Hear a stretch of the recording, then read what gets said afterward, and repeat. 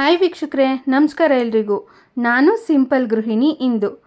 ಇವತ್ತಿನ ವಿಡಿಯೋನ ಪುಟ್ಟು ಮಗು ಇರೋಂಥ ತಾಯಿಯರು ಸ್ಕಿಪ್ ಮಾಡದೆ ಕೊನೆ ತನಕ ನೋಡಿ. ವಿಡಿಯೋನ ಸ್ಕಿಪ್ ಮಾಡಿದ್ರೆ ಮಧ್ಯದಲ್ಲಿ ನಾನು ಹೇಳುವಂಥ ಮುಖ್ಯವಾದ ಅಂಶಗಳನ್ನು ಮಿಸ್ ಮಾಡ್ಕೋತೀರಿ. ಮತ್ತು ಸಂದೇಹಗಳು, ಡೌಟ್ಸ್ ಅನ್ನೋದು ಮತ್ತೆ ನಿಮ್ಗೆ ಬರುತ್ತೆ. ಕಮೆಂಟ್ ಮೂಲಕ ನಾನು ವಿಡಿಯೋದಲ್ಲಿ ಹೇಳಿರೋಂಥ ವಿಷಯನೇ ಮತ್ತೆ ಕೇಳ್ತೀರಿ. ಸೊ ಈ ಗೊಂದಲ ಬೇಡ ಅಂತಂದರೆ ವಿಡಿಯೋನ ಸ್ಕಿಪ್ ಮಾಡದೆ ಕೊನೆ ತನಕ ನೋಡಿ. ಹಾಗಿದ್ರೆ ಬನ್ನಿ ವಿಡಿಯೋ ಟಾಪಿಕ್ ಶುರು ಮಾಡೋಣ. ಇವತ್ತಿನ ವಿಡಿಯೋದಲ್ಲಿ ನಾನು ತುಂಬಾ ಎಫೆಕ್ಟಿವ್ ಆಗಿರುವಂತಹ ಮನೆಮದ್ದುಗಳನ್ನು ಶೇರ್ ಮಾಡ್ತಾ ಇದ್ದೀನಿ. ಮೇಯ್ನ್ ಮುಖ್ಯವಾಗಿ ಮಗು ಹುಟ್ಟಿದ ನಂತರ ಈಗ 3 ತಿಂಗಳವರೆಗೆ ಮಗು ಏನಂತಂದರೆ ಚೂರೇ ಮೋಷನ್ ಮಾಡ್ತಾ ಇರುತ್ತೆ. ಅದು ಸಾಮಾನ್ಯ. 3 ತಿಂಗಳ ಆದಮೇಲೆ ಸ್ವಲ್ಪ ಮಗುವಿನ ದೇಹದಲ್ಲಿ ಇಂಟರ್ನಲ್ ಆರ್ಗನ್ಸ್ ಅನ್ನೋದು ಡೆವಲಪ್ ಆಗ್ತಾ ಬಂದಿರುತ್ತೆ ಅಲ್ವಾ. ಮಗು ತಾಯಿಯ ಎದೆ ಹಾಲನ್ನು ಮಾತ್ರ ಕುಡಿಯುತ್ತೆ 6 ತಿಂಗಳವರೆಗೆ. ಆ ರೀತಿ ಕುಡಿಸೋದು ಮಾತ್ರ ಸೇಫ್ ಇರುತ್ತೆ. ಯಾವುದೇ ಕಾರಣಕ್ಕೂ ಸಾಲಿಡ್ ಫುಡ್ಸನ್ನು 6 ತಿಂಗಳು ಒಳಗಡೆ ಕೊಡೋದು ಸೇಫ್ ಅಲ್ಲ. ಸೊ ಮಗು ತಾಯಿ ಎದೆ ಹಾಲನ್ನು ಮಾತ್ರ ಕುಡಿಯೋದ್ರಿಂದ ಕೆಲವೊಮ್ಮೆ ತಾಯಿ ಏನು ಆಹಾರವನ್ನು ತೊಗೊಂಡಿರ್ತಾರೆ ನೋಡಿ, ಅದು ಕೂಡ ಡಿಪೆಂಡ್ ಆಗುತ್ತೆ. ಮಗುಗೆ 3 ತಿಂಗಳು ಆದ ನಂತರ ಕೆಲವೊಂದು ಬಾರಿ ಮಗು 3 ದಿನ ಆದರೂ 4 ದಿನ ಆದರೂ ಮೋಷನ್ ಮಾಡಿಲ್ಲ ಅಂತಂದರೆ ತಾಯಿಯರಿಗೆ ತುಂಬಾ ಟೆನ್ಷನ್ ಆಗುತ್ತೆ. 3 ತಿಂಗಳಿಂದ 5 ತಿಂಗಳ ಒಳಗಾಗಿ ಈ ಒಂದು ಸಮಸ್ಯೆ ಅನ್ನೋದು ಕಾಣಬಹುದು. ಕೆಲವು ಮಕ್ಕಳು 6 ತಿಂಗಳವರೆಗೂ 7 ತಿಂಗಳವರೆಗೂ ಕೂಡ ಈ ಒಂದು ಸಮಸ್ಯೆ ಮುಂದುವರಿಯಬಹುದು. ಇದೊಂದು ಸಮಸ್ಯೆ ಅಂತೇನಿಲ್ಲ. ಮಗು 3 ದಿನ 4 ದಿನ ಆದರೂ ಮೋಷನ್ ಮಾಡಿ ಆ್ಯಕ್ಟಿವ್ ಆಗಿದೆ, ಮಗು ಯೂರಿನ್ ಚೆನ್ನಾಗಿ ಪಾಸ್ ಮಾಡುತ್ತೆ ಅಥವಾ ಗ್ಯಾಸ್ ಚೆನ್ನಾಗಿ ಪಾಸ್ ಮಾಡುತ್ತೆ ಅಂತ ಅಂದರೆ ನೀವು ಹೆದರ್ಕೊಳ್ಳೋ ಅಗತ್ಯ ಇಲ್ಲ. ಆದರೆ 4 ದಿನ ಆದರೂ ಮಗು ಮೋಷನ್ ಮಾಡಿಲ್ಲ ಅಂತಂದರೆ ನೀವು ಹೆದರ್ಕೊಂಡು ಮಗುವನ್ನು ಆಸ್ಪತ್ರೆಗೆ ಕರ್ಕೊಂಡು ಹೋಗೋದ್ರ ಬದಲಾಗಿ ನಾನು ತೋರಿಸೋವಂಥ ಮನೆಮದ್ದನ್ನು ಟ್ರೈ ಮಾಡಿ ತುಂಬಾ ಚೆನ್ನಾಗಿ ರಿಸಲ್ಟ್ ಕೊಡುತ್ತೆ. ನಾನು ಈಗಾಗಲೇ ಈ ಟಾಪಿಕ್ ಸಲುವಾಗಿ ವಿಡಿಯೋನ ಹಾಕಿದ್ದೀನಿ. ರಿಸಲ್ಟ್ ಸಿಕ್ಕಂಥವರು ಕಮೆಂಟ್ ಮೂಲಕ ಬರೆದು ತಿಳಿಸ್ತಿರ್ತೀರ, ತುಂಬಾ ಖುಷಿಯಾಗುತ್ತೆ. ಅದಕ್ಕಾಗಿ ಈ ಒಂದು ಟಾಪಿಕ್ ರಿಲೇಟೆಡ್ ಮತ್ತೊಂದು ವಿಡಿಯೋನ ನಾನು ಶೇರ್ ಮಾಡ್ತಾ ಇದ್ದೀನಿ. ವೀಕ್ಷಕರೇ, ಮಕ್ಕಳಿರೋ ಮನೆಯಲ್ಲಿ ಹರಳೆಣ್ಣೆನ ಇಟ್ಕೊಂಡಿರಬೇಕು. ಯಾಕೆ ಗೊತ್ತಾ? ಹರಳೆಣ್ಣೆ ಅನ್ನೋದು ದೇಹಕ್ಕೆ ತಂಪು. ಈಗ ಬಾಣಂತಿ ತಾಯಿಯರು ಆದಷ್ಟು ಹೀಟಾಗಿರೋ ಅಂಥ ಫುಡ್ ರೆಸಿಪೀಸ್ನೇ ತಿನ್ನೋದ್ರಿಂದ, ಆಹಾರಗಳನ್ನೇ ತಿನ್ನೋದ್ರಿಂದ ದೇಹ ತುಂಬಾ ಉಷ್ಣ ಆಗಿರುತ್ತೆ. ತಾಯಿ ಎದೆ ಹಾಲನ್ನು ಮಗು ಕುಡಿಯೋದ್ರಿಂದ ಕೂಡ ಮಗುಗೆ ಕೆಲವೊಮ್ಮೆ ಉಷ್ಣ ಅನ್ನೋದು ಆಗಿರುತ್ತೆ. ಆ ಉಷ್ಣವನ್ನು ಕಡಿಮೆ ಮಾಡೋದಕ್ಕೆ ಹರಳೆಣ್ಣೆ ತುಂಬಾ ಉಪಯೋಗ ಆಗುತ್ತೆ. ಆದರೆ ಯಾವುದೇ ಕಾರಣಕ್ಕೂ ಕೆಲವರು ಹಳ್ಳಿಗಳ ಕಡೆ ಎಲ್ಲ ಏನು ಮಾಡ್ತಾರೆ ಅಂದರೆ ಮಗುವಿಗೆ ಬಾಯಿ ಮೂಲಕ ಹರಳೆಣ್ಣೆನ ಕುಡಿಸ್ಬಿಡ್ತಾರೆ. ಅದು ತುಂಬಾ ದೊಡ್ಡ ತಪ್ಪು. ಅದರಿಂದ ತುಂಬಾ ಮಗುವಿಗೆ ಆರೋಗ್ಯದಲ್ಲಿ ಏರುಪೇರು ಅನ್ನೋದಾಗುತ್ತೆ.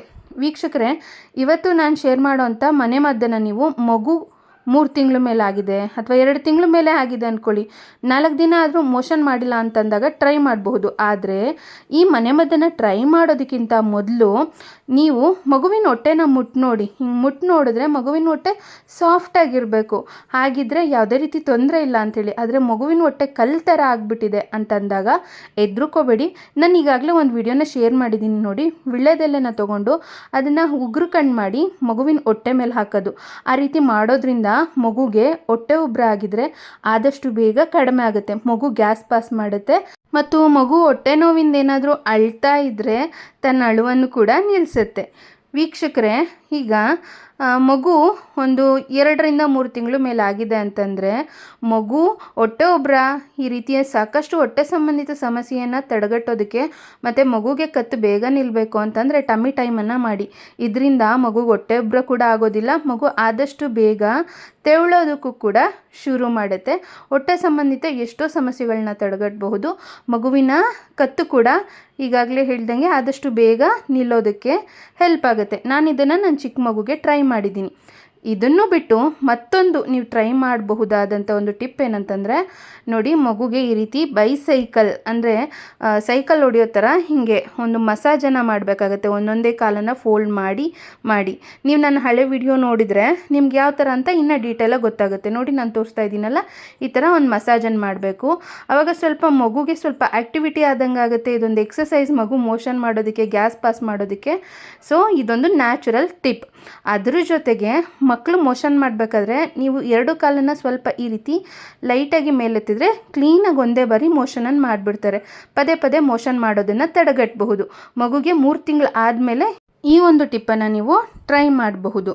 ವೀಕ್ಷಕರೇ, ಈಗ ನೋಡಿ, ಇದೆಲ್ಲ ನೀವು ಟ್ರೈ ಮಾಡಿದ್ರೂ ಕೂಡ ಮಗು ಮೋಷನ್ ಮಾಡಿಲ್ಲ ಅಂತ ಅಂದಾಗ ಮಾತ್ರ ಈ ಮನೆಮದ್ದನ್ನು ಟ್ರೈ ಮಾಡಿ.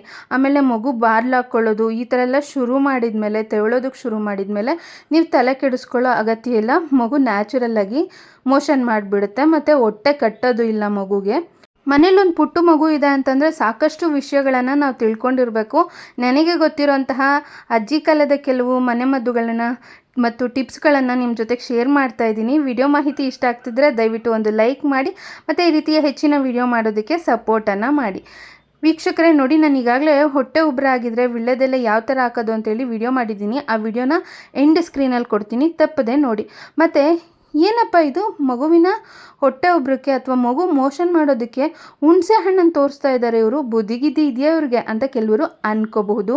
ನೋಡಿ, ಖಂಡಿತವಾಗ್ಲೂ ನಾನು ಯಾವುದೇ ರೀತಿಯ ಇಂಟರ್ನಲ್ ರೆಮಿಡಿನ ತೋರಿಸ್ತಾ ಇಲ್ಲ. ಎಲ್ಲ ಸೇಫ್ ಆಗಿರೋಂಥ ಅಜ್ಜಿ ಕಾಲದ ಮನೆಮದ್ದಾದಂತಹ ಎಕ್ಸ್ಟರ್ನಲ್ ರೆಮಿಡಿನೇ ನಿಮ್ಮ ಜೊತೆಗೆ ಶೇರ್ ಮಾಡ್ತಾ ಇರೋದು.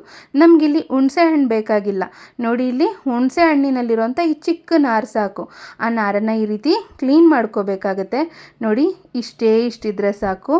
ಈ ಥರ ನಾರನ್ನು ರೆಡಿ ಮಾಡ್ಕೊಂಡ್ಮೇಲೆ ಮಗುವಿನ ಒಂದು ಕಾಲನ್ನು ಈ ರೀತಿ ಹಿಡ್ಕೊಂಡು ಮಗುವಿನ ಮೋಷನ್ ಮಾಡೋಂಥ ಜಾಗದಲ್ಲಿ ಜಸ್ಟ್ ಈ ಥರ ಒಳಗಡೆ ಹಾಕಿ ಒಂದು 3 ಬಾರಿ ಒಳಗಡೆ ಹಾಕೋದು ಈಚೆ ತೆಗಿಯೋದು, ಒಳಗಡೆ ಹಾಕೋದು ಈಚೆ ತೆಗಿಯೋದು, ಈ ಥರ ಮಾಡಿ. ಅಂದರೆ ಫುಲ್ಲು ಹಾಕಬೇಕು ಅಂತೇನಿಲ್ಲ, ಅದರಲ್ಲಿ ಚೂರು ತಾಕಿದ್ರು ಕೂಡ ಸಾಕು. ಮಗುವಿನ ಹೊಟ್ಟೆ ಕಟ್ಟಿರುತ್ತೆ ನೋಡಿ, ಮೋಷನ್ ಮಾಡೋಕ್ಕಾಗಿರಲ್ಲ ನೋಡಿ, ಯಾಕಂದರೆ ಮಗು ಆ್ಯಕ್ಟಿವಿಟಿ ಇರೋದಿಲ್ಲ, ಒಂದೇ ಕಡೆ ಮಲಗಿರುತ್ತೆ. ಸೊ ಹಾಗಾಗಿ ನೀವು ಈ ಒಂದು ಮನೆಮದ್ದನ್ನು ಟ್ರೈ ಮಾಡಿದರೆ ಆದಷ್ಟು ಬೇಗ ತಕ್ಷಣವೇ ಮಗು ಮೋಷನ್ ಮಾಡುತ್ತೆ. ಇದಕ್ಕೆ ಸಾಕ್ಷಿ ನನ್ನ ವ್ಯೂವರ್ಸ್ ಈಗಾಗಲೇ ಸಾಕಷ್ಟು ಜನ ಕಮೆಂಟ್ ಮೂಲಕ ಬರೆದು ತಿಳಿಸ್ತಿರ್ತೀರ, ಬಹಳನೇ ಖುಷಿಯಾಗುತ್ತೆ.